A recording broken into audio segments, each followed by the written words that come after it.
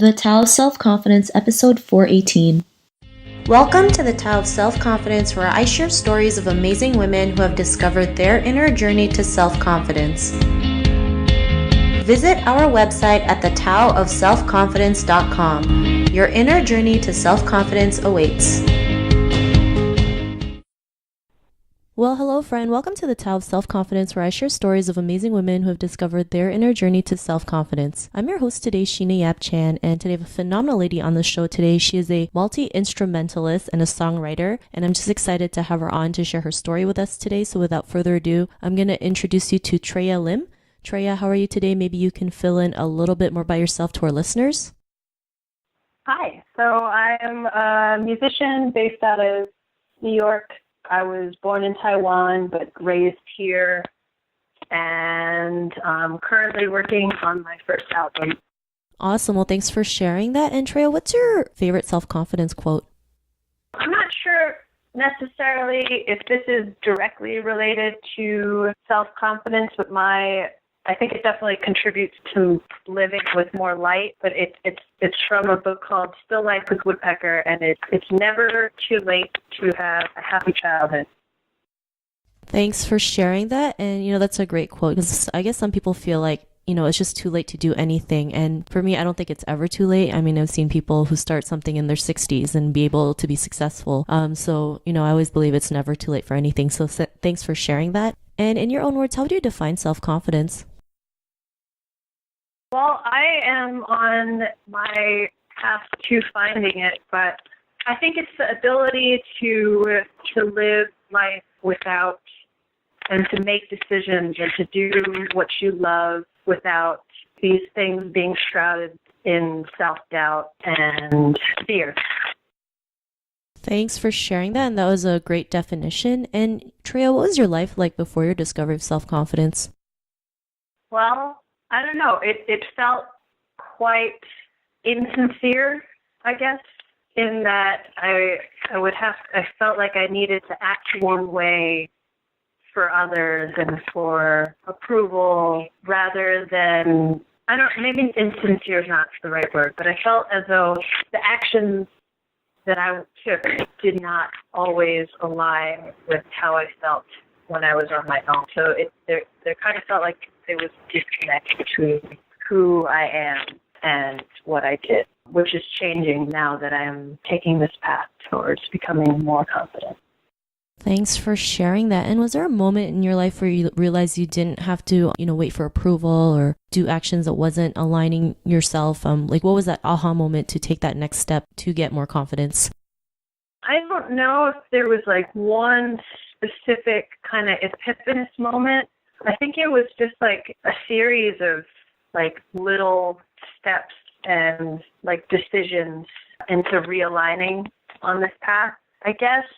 So my mother had been ill for most of my life, and in 2015, towards the end of 2015, she passed away a little bit unexpectedly. And I think one of the moments I had afterwards was that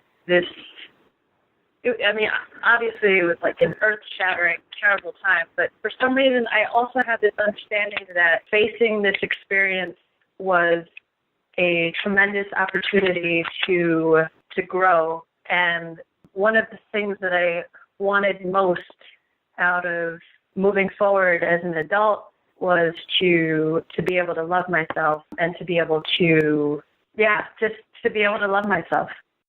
Thanks for sharing that. And, a lot of people out there don't even exercise self-love or learn to love themselves because they feel like they have to do a lot of things for other people. And, because of your realization, what's your life been like now? Well, it's definitely a progression. I don't know that I can say that I have completely achieved self-confidence yet, but it's been wonderful.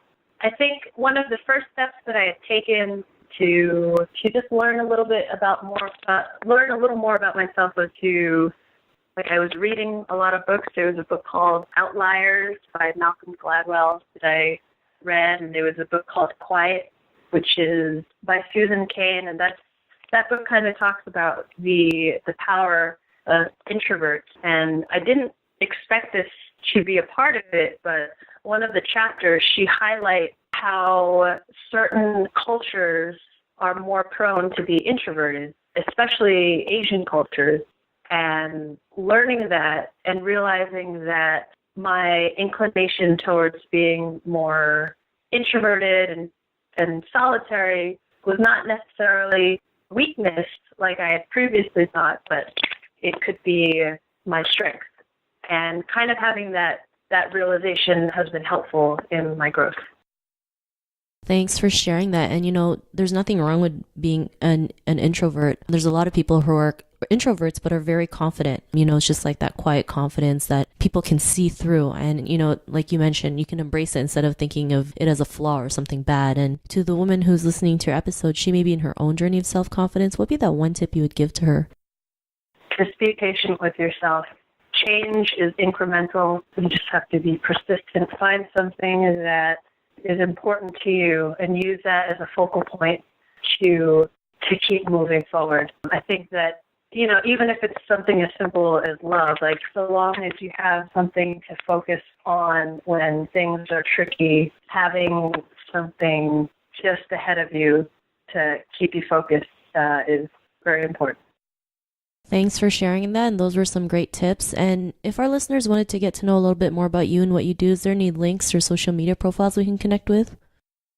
Yeah, you can find me at TreyaMakesMusic.com. That's TREYA makesmusic.com, and that's also my handle for Instagram and Twitter and Facebook.